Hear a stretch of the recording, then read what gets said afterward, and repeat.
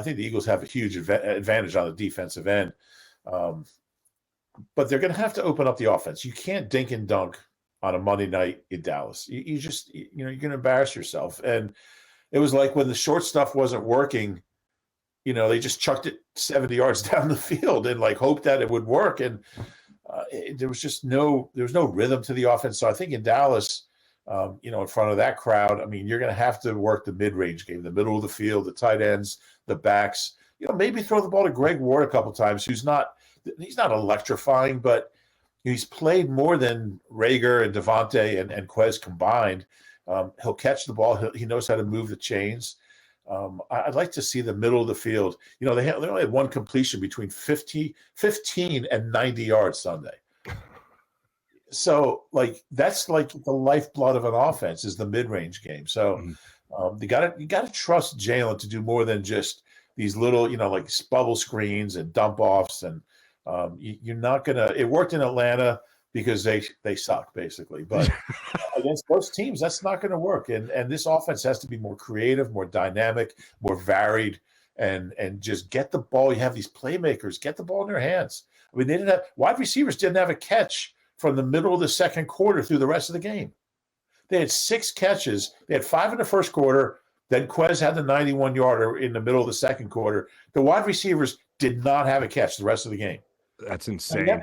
Playmakers, you drafted these guys. They're they can all run. They're fast. They can catch the ball. Get them the ball. And they didn't do that. I think we both agree. We do agree that the play calling left a lot to be desired against the San Francisco 49ers. Hopefully it improves against the Cowboys. But as far as what Jalen was doing in the game, I know Sirianni made it a point earlier today to talk about, or yesterday rather, to talk about the fact that Jalen Hurts did have a good game in terms of running the ball. He didn't just run to run. He ran because things broke down overall. Was it more the game planning? Was it more the execution? Whatever my play calling rather against San Fran, or was it really the idea that Jalen Hurts wasn't performing? What do you think it was more of last week? Yeah, I think it was a little bit of everything, but I think it was mostly play calling and offensive design, not just the play calling, but the whole concept of dinking and dunking and throwing all these. Remember the old Donovan to Pinkston, like for 1 yard, the 1 yard out? Yeah. I thought we'd retired that play, but there was nothing down the field. And when it was down the field, it was 70 yards down the field and plays that didn't have a chance. So I thought Jalen, like if the best pass he threw, other than the Quez pass, but the one that Rager stepped out of bounds, like if Rager had stayed in bounds, all of a sudden Jalen Hurts had a pretty good game. I don't think he was great, but I think most of the issues were the play calling. I thought he ran at the right times. I watched all his runs again on Monday, and I didn't think there was one where you're like, oh, he should have waited or not run. He never takes any hits. He gets out of bounds. He only runs when every time he runs, he's getting 8 yards minimum. So it's not like, oh, he shouldn't have run there. I didn't sense that. I know there was a bunch of questions about did he run too much. I didn't think so. Yeah, I didn't feel like I didn't feel like they were panic runs. I didn't feel like that. I didn't feel like they were a panic run. I feel like they were there for the taking. Yeah, they're a good band, by the way. The Panic Runs. Have you heard them? Yeah. I wouldn't put it past you even a little bit to have seen a band at some point that opened for an opener for the actual band named the Panic Runs. Panic Runs, yeah. And you own a CD that has a lot of dust on it from them. Shame they broke up. Yeah. But yeah, I think. He could have played better. He underthrew some. He tends to underthrow, and I don't think it's his arm. He's got a strong arm. I think it's mechanical. I think he's not setting his feet. You need that base. You need to have your feet set and get your body into that throw. And you can kind of see him drifting off to the right when he's throwing deep instead of just getting set. So I think that's a fairly simple fix. Kind of reverted to some old habits. There was one to Devontae that I thought if he didn't underthrow it, it would have been another long touchdown or a long touchdown. The other one wasn't a touchdown. Yeah, right.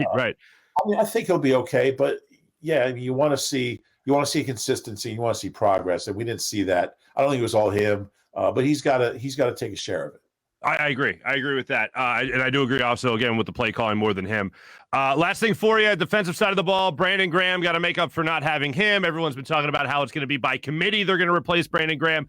But this name, Josh Sweat, has been mentioned a lot over the last couple of years as a training camp guy, performing really well. Other players have talked about how good Josh Sweat can be.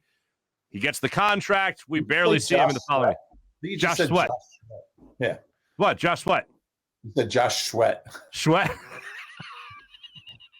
He did. Mi scusi. Slip of the tongue. Slip of the tongue. But that's a great band leader, frontman, Josh Sweat.